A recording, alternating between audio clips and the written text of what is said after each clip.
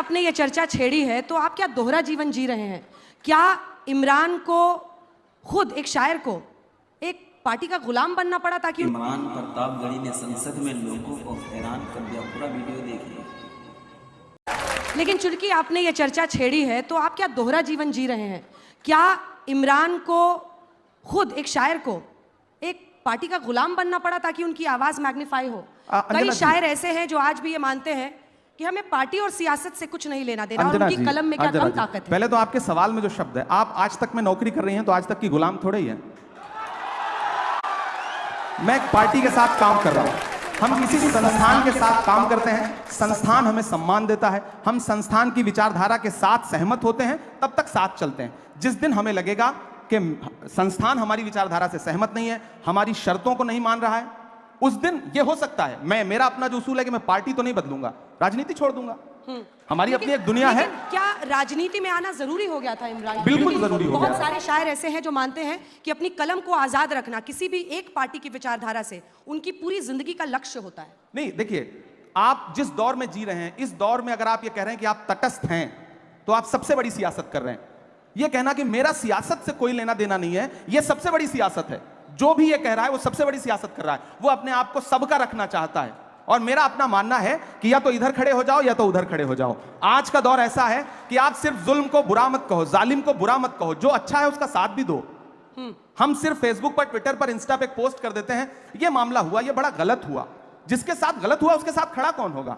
अगर सारे लोग एक सोशल मीडिया पे पोस्ट करके अपनी जिम्मेदारी से अलग हट जाएंगे तो मुझे लगता है कि साथ देने वालों की कमी आ गई। पहले होता था, बड़े बड़े प्रोटेस्ट होते थे, आंदोलन होते थे, हुकूमतें झुकती थी। अब क्या है कि हमने फेसबुक पे एक पोस्ट लिख दिया, ट्विटर पे एक ट्वीट कर दिया, हमें लगता है हमने अपनी जिम्मेदारी पूरी कर ली। नहीं, हमें सड़क पर भी उनका साथ देना है। और अगर मैं संसद में भी गया हूं तो मैंने सबसे पहले यूनिवर्सिटी के बच्चों की फीस वृद्धि के खिलाफ संसद में जो पहली स्पीच की मैंने वो वहां पे की। मैं वहां पर हिंदू मुसलमान बन के नहीं गया, मैं वहां एक युवा बन के गया हूं, और मैं लगातार जिस पर भी जुल्म हो रहा है उसके खिलाफ बोल रहा हूं। वो जिसका जिक्र फसाने में था ही नहीं, वो बात इन साहब को बड़ा नागवार गुजरी है। अब बैठे भी हमारे मंच पे है, बताइए, यही सुंदरता है। ये नया भारत है, ये घर में घुस के मारता है। यहाँ पे बैठे हैं, मंच हमारा है, और फिर भी शिकायत कर रहे हैं कि हम इनको दिखाते नहीं हैं। शिकायत नहीं कर रहा हूँ, हम लोगों के बीच में बहुत सामान्य बातचीत हो रही है, तो आपको सामान्य तरीके से ही मैं बात कह रहा हूँ। मैं जब मीडिया की बात करूं तो देखिए, मैं कलम का आदमी हूं तो जाहिर सी बात है मेरी शिकायत भी अपने परिवार के लोगों से ज्यादा होगी। साहित्यकार हमारी भी तो शिकायत है, आजाद रहते देते अपनी कलम को, क्या धार थी। अब ऐसा लगता है आप स्वतंत्र पत्रकारिता चलिए शुरू करिए। बिल्कुल वही कर रहे हैं हम लोग, वही कर रहे हैं, और इसीलिए आप भी मजबूर होते हैं इस मंच पर आने के लिए। देखिए, आप भी मजबूर होते हैं क्योंकि आज तक जैसा मंच है नहीं। इमरान प्रतापगढ़ी जी, आप भी जानते हैं आज तक जैसा मंच है नहीं। मैं महाराष्ट्र गई, शरद पवार से लेकर नाना पटोले ने मुझे इंटरव्यू दिया। क्यों दिया? क्योंकि उनको पता है कि हमारी क्रेडिबिलिटी और सर्वश्रेष्ठता पूरी दुनिया में धमक रखती है, और वो किसी एक व्यक्ति के बोलने से ना तो ऊपर चढ़ती है ना गिरती है। कुछ चीजें स्थायी होती हैं। तभी आप भी आए हैं, आपके कुछ प्रशंसक आगे की कतारों में बैठे हैं, वो भी इसीलिए आए हैं क्योंकि उनको पता है कि यहाँ पर से जो हम वीडियो एडिट कर करके डालेंगे वो वायरल होगा। अंजना जी, देखिए, तुम्हारी बज़्म के बाहर भी एक दुनिया है। मेरे हुजूर, बड़ा जुर्म है ये बेखबरी।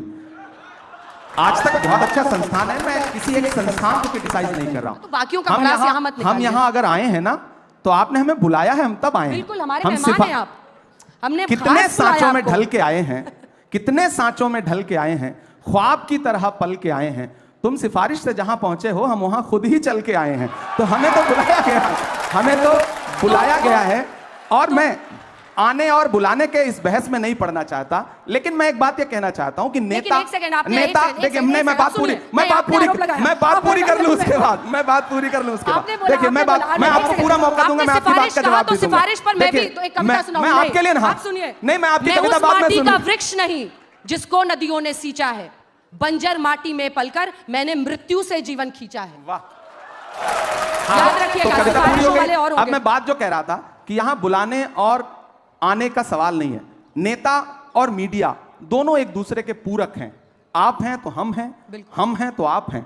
बिना हमारे आपका भी वजूद नहीं है और बिना आपके हमारा भी वजूद नहीं है। हम दोनों एक दूसरे की जरूरत हैं, तो हम दोनों एक दूसरे को उसी रूप में कबूल करें, हम आपस में लड़े नहीं। तो हमें बुलाया गया तब हम आए। फिलहाल बिल्कुल, आप हमारे मेहमान हैं, सिर आंखों पर आपकी कविता बहुत अच्छी थी, लेकिन नो डाउट आज तक बहुत शानदार कर रहा है और ये कल तक बहुत शानदार करता रहेगा, मुझे पूरा विश्वास है।